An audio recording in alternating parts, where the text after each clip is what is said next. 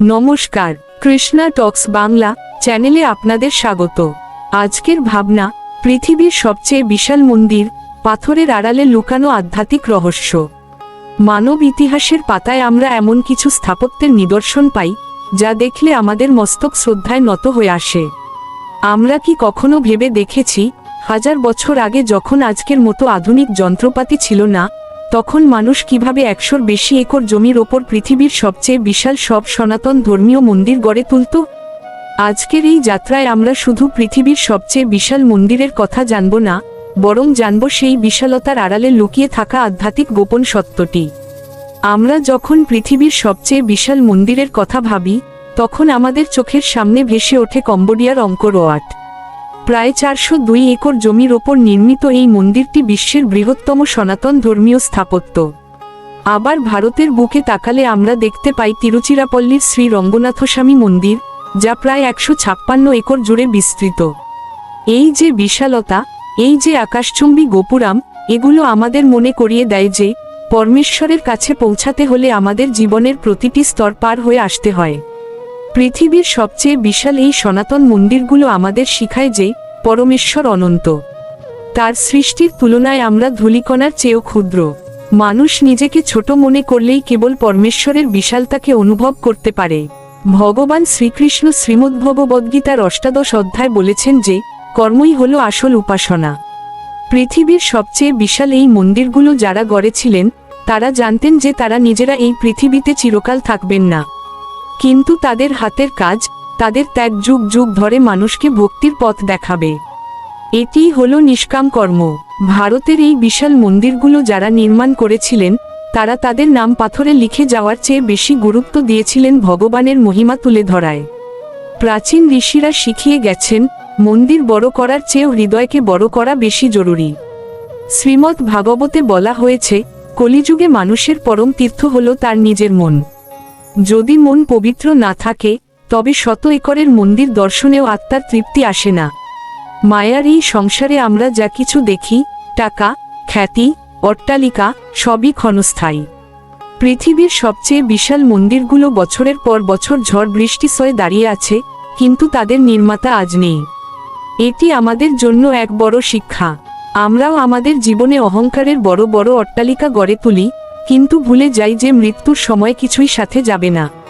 শ্রীমদ্ ভাগবতের কাহিনীতে মহারাজ আম্বরীশের কথা পাওয়া যায়, যিনি এক বিশাল সাম্রাজ্যের অধিপতি হয়েও নিজেকে ভগবানের চরণের দাস মনে করতেন।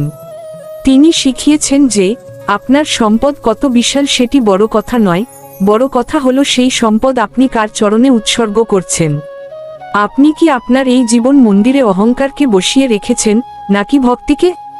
আজ এই ভিডিওটি দেখার সময় একবার নিজের অন্তরে প্রশ্ন করুন, আসলে আমাদের এই বিশাল মন্দিরগুলোর প্রতিটি পাথর যেন এক একটি আধ্যাত্মিক ইতিহাসের সাক্ষী। আমরা যখন এই বিশাল প্রাঙ্গণগুলোতে হাঁটি, তখন অনুভব করি যে সময়ের চাকা কতটা নিষ্ঠুর হতে পারে। যে রাজারা এই মন্দিরগুলো গড়েছিলেন, তাদের প্রতাপ এক সময় পৃথিবীকে কাঁপিয়ে দিত, কিন্তু আজ তাদের পরিচয় কেবল এই মন্দিরগুলোর দেয়ালে খোদাই করা কিছু লিপি মাত্র। শ্রীমদ্ ভাগবতে এই জগৎকে দুঃখালয়ম শাশ্বতম বলা হয়েছে, অর্থাৎ এখানে দুঃখ আছে এবং সবকিছুই নশ্বর। কিন্তু সেই নশ্বরতাকে জয় করার একমাত্র উপায় হলো পরমাত্মার সাথে যুক্ত হওয়া। পৃথিবীর সবচেয়ে বিশাল মন্দিরগুলো আসলে আমাদের চোখে আঙুল দিয়ে দেখিয়ে দেয় যে স্থাবর সম্পত্তি বা পাথরের মন্দির একদিন জীর্ণ হতে পারে, কিন্তু সেই মন্দিরে যে ভক্তি নিবেদন করা হয়েছিল, তা চিরকাল মহাবিশ্বে প্রতিধ্বনিত হয়। চিন্তা করে দেখুন, কেন প্রাচীন ঋষিরা পাহাড় কেটে বা মরুভূমির বুকে এত বিশাল মন্দির তৈরি করেছিলেন? কারণ তারা চেয়েছিলেন মানুষ যখন তার দৈনন্দিন অভাব অনটন আর ছোট ছোট চিন্তার জগৎ থেকে বেরিয়ে এই বিশাল স্থাপত্যের সামনে দাঁড়াবে, তখন তার মন যেন অসীমের সাথে যুক্ত হয়। মানুষ যখন নিজেকে ছোট অনুভব করে, তখনই সে স্রষ্টার মহিমা বুঝতে পারে। আজকের দিনে আমরা নিজেদের খুব বড় মনে করি, আমাদের বিজ্ঞান আর প্রযুক্তির বড়াই করি। কিন্তু মনে রাখবেন, ভগবান শ্রীকৃষ্ণের সেই বিশ্বরূপের সামনে যেমন অর্জুন ভয়ে এবং শ্রদ্ধায় কম্পিত হয়েছিলেন, এই বিশাল মন্দিরগুলো আমাদের সেই অর্জুনের মতো বিনয়ী হতে শেখায়। বিনয়হীন বিদ্যা বা ভক্তিহীন বিশালতা ভগবানের কাছে পৌঁছানোর পথ নয়। আমাদের শাস্ত্র বলে, এই কলিযুগে ভগবানের বিগ্রহ সেবা এবং নাম সংকীর্তনই হল মুক্তির পথ। বিশাল মন্দিরের প্রতিটি কোণ থেকে যখন হরিনাম ধ্বনিত হয়, তখন সেই স্থানটি কেবল পাথর আর মাটির স্তূপ থাকে না, তা বৈকুণ্ঠে পরিণত হয়। তাই মন্দির বড় কি না তা দেখার চেয়ে বেশি গুরুত্বপূর্ণ হলো আমরা সেই মন্দিরে গিয়ে কতটা সময় ভগবানের চিন্তায় মগ্ন থাকছি। যদি আমরা বিশাল মন্দিরের ভেতর গিয়েও সংসারের মায়া নিয়ে আলোচনা করি, তবে সেই যাত্রা হবে বৃথা। আমাদের জীবনের প্রতিটি ক্ষণ যেন এক একটি পাথরের মতো হয়, যা গেথে আমরা আমাদের অন্তরে একটি ভক্তির মন্দির গড়ে তুলব। সেই মন্দির হবে পৃথিবীর সবচেয়ে বিশাল মন্দিরের চেয়েও শক্তিশালী, কারণ সেখানে স্বয়ং অন্তর্যামী শ্রীকৃষ্ণ বিরাজ করবেন। ভারতীয় স্থাপত্যবিদ্যায় মন্দিরকে মানব দেহের সাথে তুলনা করা হয়। মন্দিরের চূড়া যেমন ব্রহ্মাণ্ডের শক্তিকে আকর্ষণ করে, আমাদের মস্তিষ্ক তেমনি জ্ঞান ও ভক্তিকে ধারণ করে। পৃথিবীর সবচেয়ে বিশাল মন্দিরগুলোর গঠনশৈলী আমাদের শরীর ও মনের আধ্যাত্মিক উন্নতির প্রতীক। মন্দির প্রাঙ্গণে প্রবেশ করার সময় মানুষ যেমন জুতো বাইরে রেখে যায়, আধ্যাত্মিক জীবনে প্রবেশের সময় আমাদের উচিত আমাদের লোভ, লালসা এবং হিংসাকে বাইরে ফেলে আসা। পৃথিবীর ইতিহাসে বহু সম্রাট এসেছেন যারা রক্তক্ষয়ী যুদ্ধের মাধ্যমে নিজেদের সীমানা বাড়াতে চেয়েছিলেন, কিন্তু তারা হারিয়ে গেছেন ইতিহাসের ধূসর পাতায়। অথচ সেই সব সাধক এবং কারিগররা যারা পাথরে পাথর গেঁথে ভক্তির মন্দির গড়েছেন, তাদের সৃষ্টি আজও কোটি কোটি মানুষকে শান্তি দেয়। আসলে আমরা অনেক সময় ছবির চাকচিক্য আর ফ্রেমের কারুকাজ নিয়েই মেতে থাকি, কিন্তু ছবির ভেতরের সেই পরম সত্তাকে ভুলে যাই। যেমন কোনো চিঠির খাম দেখে আমরা খুশি হই না, আমরা আনন্দ পাই খামের ভেতরে থাকা প্রিয়জনের বার্তার কথা পড়ে। ঠিক তেমনি ভগবান শ্রীকৃষ্ণের এই রূপ বা ছবি হল পরমাত্মার পাঠানো এক চিহ্ন বার্তা। আমরা যদি কেবল ছবির বাইরের রূপটিকেই সত্য বলে মনে করি, তবে আমরা সেই মায়ার স্তরেই আটকে থাকব। কিন্তু যখন আমরা এই ছবিটিকে হৃদয়ের আধ্যাত্মিক চোখ দিয়ে দেখব, তখন বুঝতে পারব এই জড় জগতের প্রতিটি কণা আসলে তারই অস্তিত্বের প্রমাণ। তিনি যেমন ছবিতে আছেন, তেমনি তিনি বৃক্ষের পাতায় আছেন, নদীর কলতানে আছেন এবং প্রতিটি বিপন্ন মানুষের আর্তনাদেও আছেন। শাস্ত্র আমাদের শেখায়, বিগ্রহ বা ছবি কেবল প্রতীক নয়, এটি হল অর্চা বিগ্রহ। অর্থাৎ ভক্তের সেবার সুবিধার্থে ভগবান নিজে এই সাকার রূপ ধারণ করে আমাদের সামনে আবির্ভূত হন। আমরা যদি ভগবানকে কেবল একটি শিল্পকর্ম বা সাজিয়ে রাখার বস্তু মনে করি, তবে তিনি আমাদের কাছে কেবল পাথর বা কাগজ হয়েই থাকবেন। কিন্তু যদি আমরা শ্রীবিগ্রহের মধ্যে পরমেশ্বরের জীবন্ত উপস্থিতি অনুভব করি, তবে তিনি আমাদের সাথে কথা বলবেন। মহাপ্রভু শ্রীচৈতন্যদেব যখন জগন্নাথ দেবের মূর্তির সামনে দাঁড়াতেন, তিনি কি কেবল কাঠ দেখতেন? না, তিনি দেখতেন স্বয়ং ব্রজেন্দ্রনন্দন শ্যামসুন্দরকে। আমাদের ভক্তি যখন সেই স্তরে পৌঁছাবে, তখন ছবি আর ভগবানের মধ্যে কোনো পার্থক্য থাকবে না। ছবি থেকে হৃদয় উত্তরণের এই পথটি হল নিরন্তর অভ্যাসের পথ। আমরা যেমন প্রিয়জনের অভাব বোধ করলে তার ছবি দেখি, তেমনি মায়ার এই সংসারে যখন আমরা দিশেহারা হয়ে পড়ি, তখন এই ছবি আমাদের আলোকবর্তিকা হিসেবে কাজ করে। এই ছবিটি আমাদের মনে করিয়ে দেয় যে আমরা এই জগতের একা কেউ নই, আমাদের একজন পরম পিতা আছেন। এই বোধটি যখন আমাদের গভীরে প্রথিত হয়, তখন মানুষের প্রতি আমাদের ঘৃণা দূর হয়ে যায় এবং সবার মধ্যেই আমরা সেই পরমেশ্বরের অংশকে দেখতে পাই। তখনই শুরু হয় প্রকৃত আধ্যাত্মিক বিবর্তন, যেখানে ছবি রূপান্তরিত হয় অনুভবে এবং ভক্তি রূপান্তরিত হয় প্রেমে। ভারতীয় স্থাপত্যবিদ্যায় মন্দিরকে মানব দেহের সাথে তুলনা করা হয়। মন্দিরের চূড়া যেমন ব্রহ্মাণ্ডের শক্তিকে আকর্ষণ করে, আমাদের মস্তিষ্ক তেমনি জ্ঞান ও ভক্তিকে ধারণ করে। পৃথিবীর সবচেয়ে বিশাল মন্দিরগুলোর গঠনশৈলী আমাদের শরীর ও মনের আধ্যাত্মিক উন্নতির প্রতীক। মন্দির প্রাঙ্গণে প্রবেশ করার সময় মানুষ যেমন জুতো বাইরে রেখে যায়,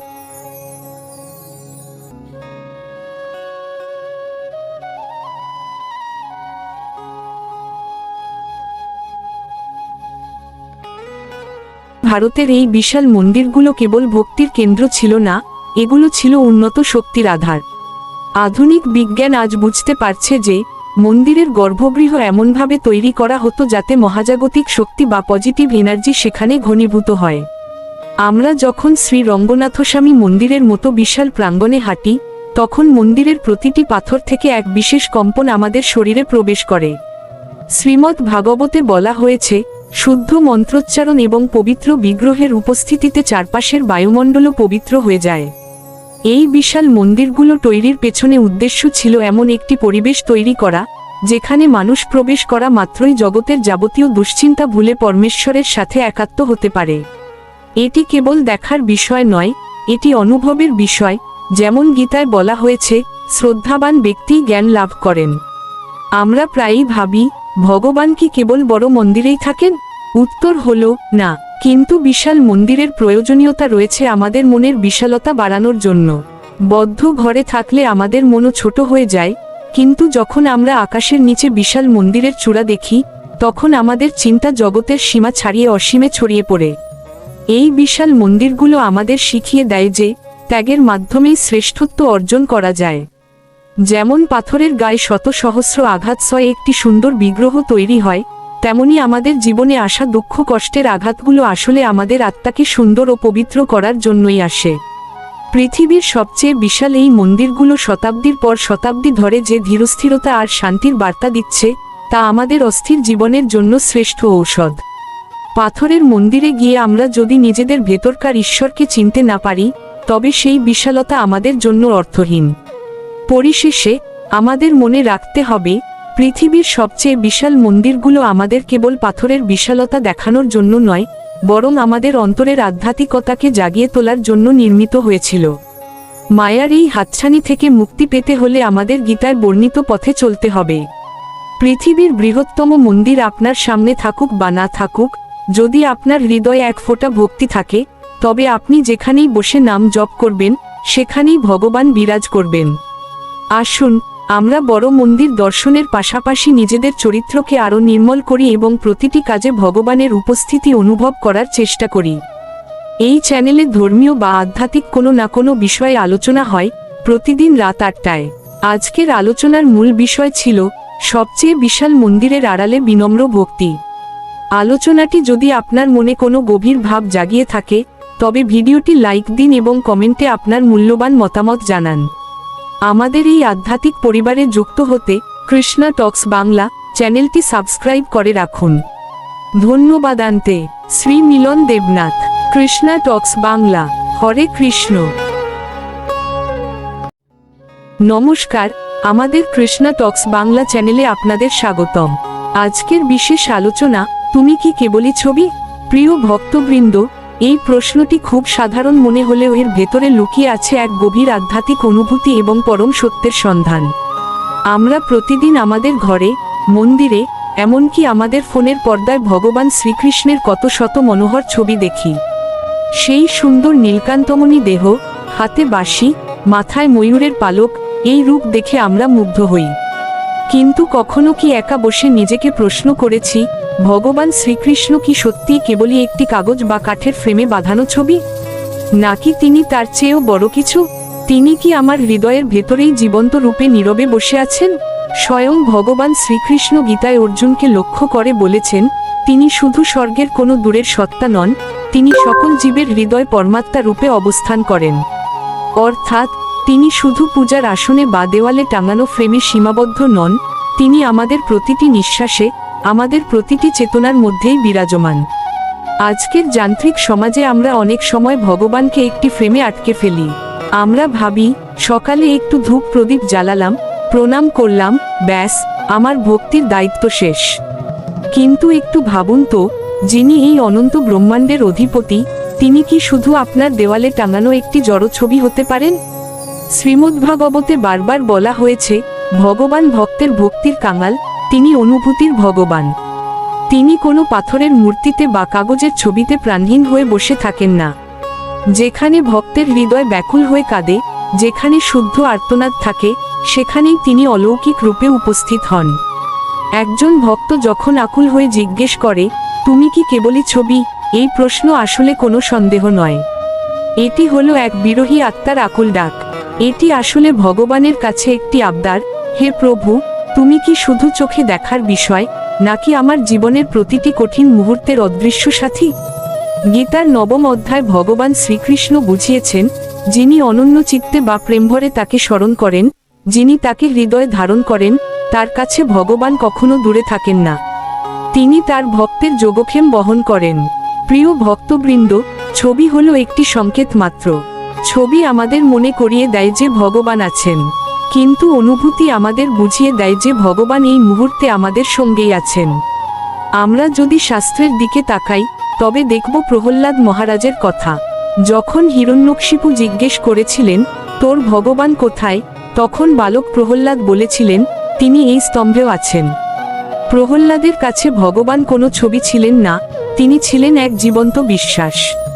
সেই বিশ্বাসের জোরেই ভগবান স্তম্ভ ফেটে নৃসিংহ দেবরূপে আবির্ভূত হয়েছিলেন।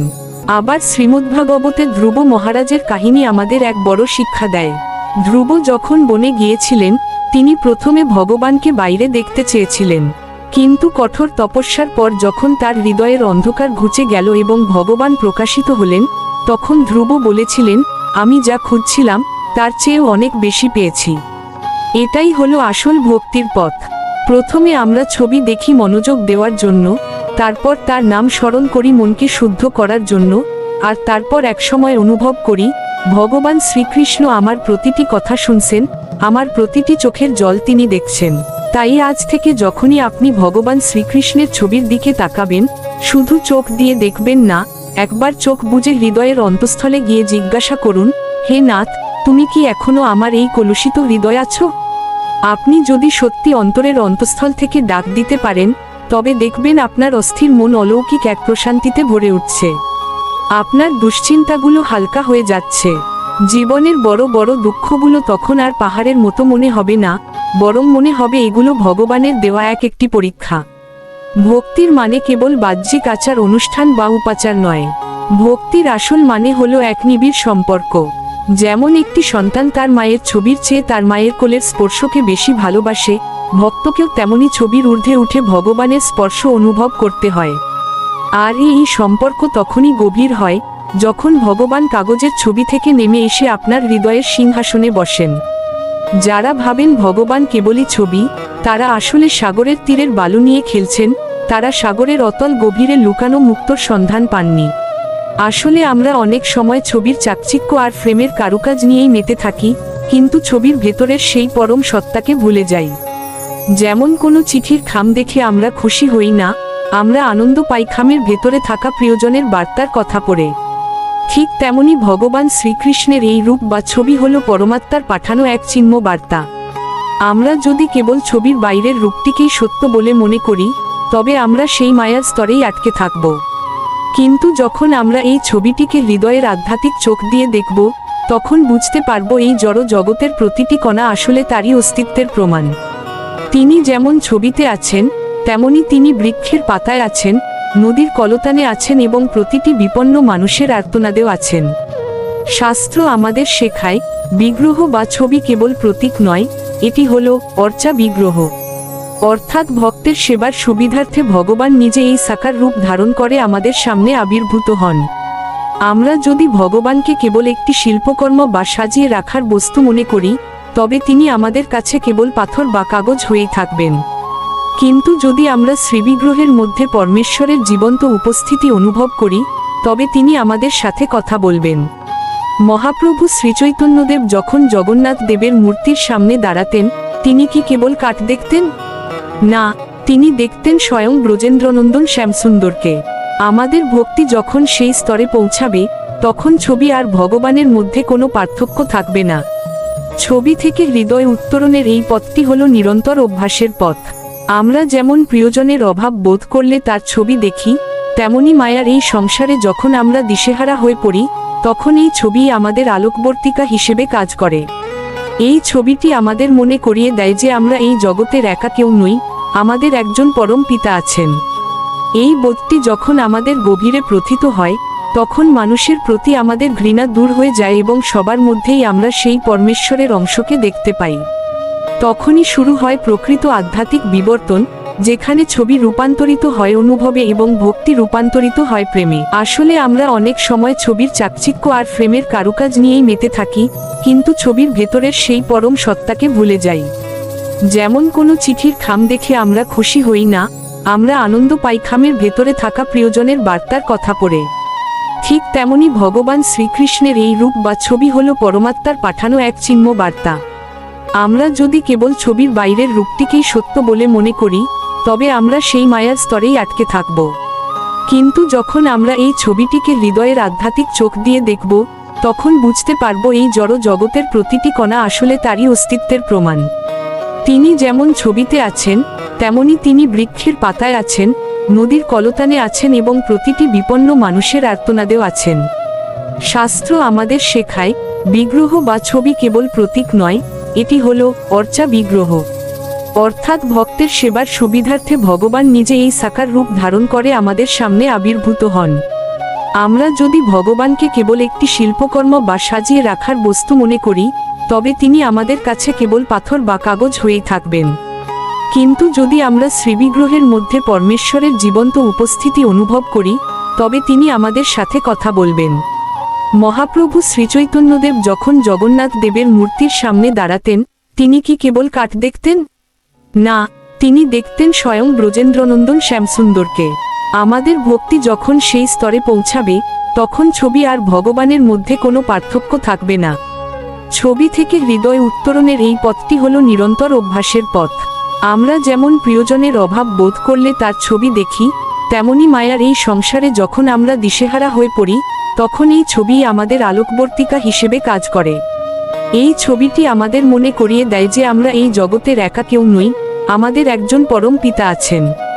এই বোধটি যখন আমাদের গভীরে প্রথিত হয়, তখন মানুষের প্রতি আমাদের ঘৃণা দূর হয়ে যায় এবং সবার মধ্যেই আমরা সেই পরমেশ্বরের অংশকে দেখতে পাই।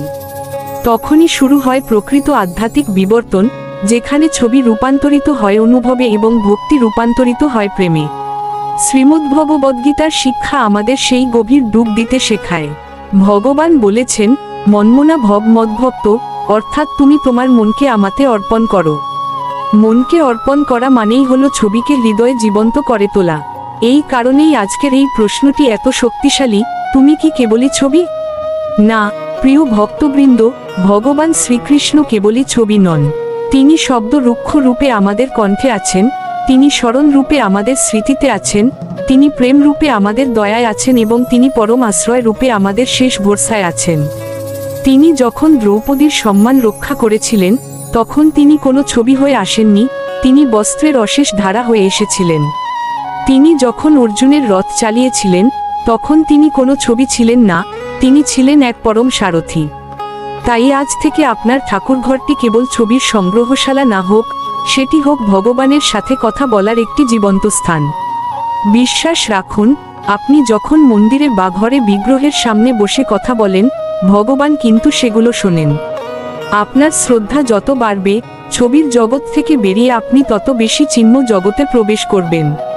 কৃষ্ণা টক্স বাংলা চ্যানেলের এই আলোচনাগুলি আপনাদের কাছে অত্যন্ত বিনয়ের সঙ্গে উপস্থাপন করা হয়। আমাদের নিজস্ব কোনো ক্ষমতা নেই, সবকিছুই পরম করুণাময় ভগবান শ্রীকৃষ্ণের কৃপা। আমরা কেবল নিমিত্ত মাত্র। আজকের এই আলোচনাটি যদি আপনার হৃদয় সামান্যতম প্রেমের জোয়ার এনে থাকে, তবে ভিডিওটি একটি লাইক করুন। আপনার মূল্যবান অনুভূতি আমাদের কমেন্টে লিখে জানান। আপনি কি আপনার জীবনে কখনো ভগবানের উপস্থিতি অনুভব করেছেন?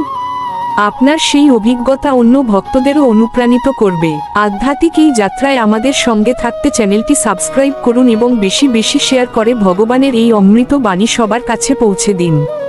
মনে রাখবেন, প্রতিটি মানুষের হৃদয়ে সেই পরম পিতাকে অনুভব করার সুপ্ত বাসনা আছে। আপনার একটি শেয়ার হয়তো কারো জীবন বদলে দিতে পারে। আমাদের প্রতিটি নতুন আলোচনা প্রকাশিত হয় প্রতিদিন রাত 8টায়। তাই প্রতিদিনের এই দিব্য সঙ্গ পেতে আমাদের সাথেই থাকুন। এই কথা মালার শেষ প্রান্তে আপনাদের সঙ্গে রইলেন শ্রী মিলন দেবনাথ। হরে কৃষ্ণ।